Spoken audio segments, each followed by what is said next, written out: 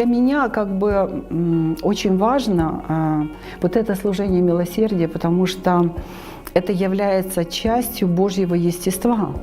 Как бы Бог тоже ходил по этой земле, и Он нам показывал примеры, да, исцелял, кормил, одевал. Бедных людей всегда много, нуждающихся всегда много, и они всегда будут с нами.